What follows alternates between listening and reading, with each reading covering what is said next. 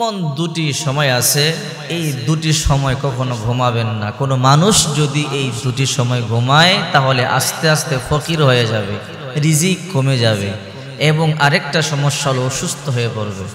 এই দুটি সময় ঘুমাতে রাসূল করিম সাল্লাল্লাহু আলাইহি সাল্লাম নিষেধ করেছেন। এই জন্য এই দুটি সময় কেউ ঘুমাবেন না। অলস মানুষেরা এই দুটি সময় ঘুমায়। যারাই এই দুটি সময় ঘুমাবে রিজিক কমে যাবে।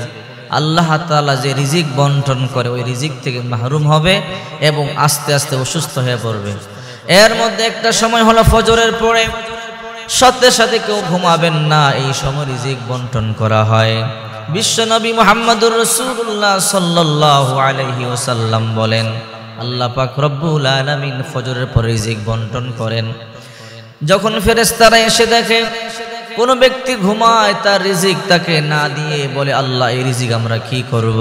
আল্লাহ পাক রব্বুল আলামিন বলেন, ও ফেরেশতারা, যেহেতু সে অলস, সে ঘুমিয়ে আছে, তার রিজিক তোমরা জঙ্গলায় নিয়ে যাও, জঙ্গলে নিয়ে পশু পাখির মধ্যে বন্টন করে দাও, জীব জন্তুর মধ্যে বন্টন করে দাও। তখন এই রিজিক জীব জন্তুর মধ্যে বন্টন করে দেওয়া হয়, আর ওই ঘুমন্ত ব্যক্তি, অলস ব্যক্তি রিজিক সংকীর্ণ করে দেওয়া হয়।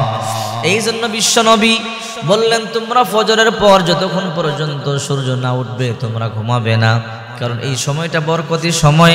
এই সময় কোনো ব্যক্তি যদি ফজরের নামাজের পরে সূর্য উদিত হওয়া পর্যন্ত নামাজের মুসাল্লার মধ্যে বসে জিকির আজকার করে, তাসবিহ তাহলিল আদায় করে, সূর্য ওঠার পরে যদি কোনো ব্যক্তি 2 রাকাত নামাজ আদায় করে, বিশ্বনবী মুহাম্মদুর রাসূলুল্লাহ সাল্লাল্লাহু আলাইহি ওয়াসাল্লাম বলেন, 2 রাকাত ইশরাকের নামাজ আদায় করলে আল্লাহ পাক রব্বুল আলামিন তার আমল নামায় একটা কবুল হজ, একটা উমরার সওয়াব লিখে দিবে। এই জন্য বিশ্বনবী সাহাবা কেরামদেরকে বলতেন, ও সাহাবীরা, ফজরের পর নামাজ পড়বার পরে সাথে সাথে তোমরা ঘুমিও না, অন্তত সূর্য উদিত হওয়া পর্যন্ত নামাজের মুসাল্লায় বসে বসে জিকির আজকার করো, কোরআন তেলাওয়াত করো, তাসবিহ তাহলিল আদায় করো, দুরূদ শরীফ পাঠ করো। যখন সূর্য উঠে যাবে কিছুক্ষণ পরে তোমরা 2 রাকাত ইশরাকের নামাজ আদায় করবে। আল্লাহ পাক রব্বুল আলামিন একটা কবুল হজ, একটা কবুল উমরার সওয়াব দান করবে। এই জন্য ফজরের পর কেউ ঘুমাবেন না। ফজরের পর ঘুমালে আস্তে আস্তে ফকির হয়ে যাবেন, রিজিক কমে যাবে, রিজিকের সংকীর্ণতা দেখা দিবে। 2 নাম্বার, আসরের পর কেউ ঘুমাবেন না। আসরের পর ইম্পর্টেন্ট সময়, এই সময় ঘুমাতেও বিশ্বনবী মুহাম্মদ সাল্লাল্লাহু আলাইহি ওয়াসাল্লাম নিষেধ করেছেন। হাদিস শরীফের মধ্যে এসেছে, জুমার দিন এমন একটি সময় আছে যেই সময় দোয়া করলে আল্লাহ পাক রব্বুল আলামিন দোয়া কবুল করেন।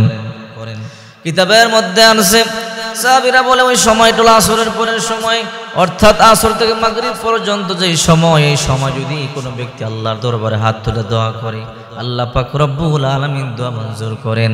সারা দিন যে আমল করেছে ওই আমল আসর থেকে মাগরিব পর্যন্ত এই সময়ের মধ্যে ফেরেশতারা আকাশে তুলে নিয়ে যায়।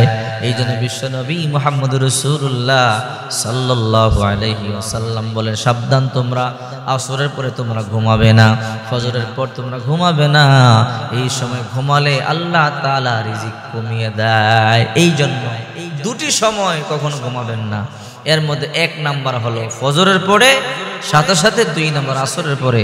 এই 2 সময় ঘুমালে আল্লাহ পাক রব্বুল আলামিন আপনাকে অবশ্যই ফকির করে ফেলবে। আস্তে আস্তে আপনি গরিব হয়ে যাবেন।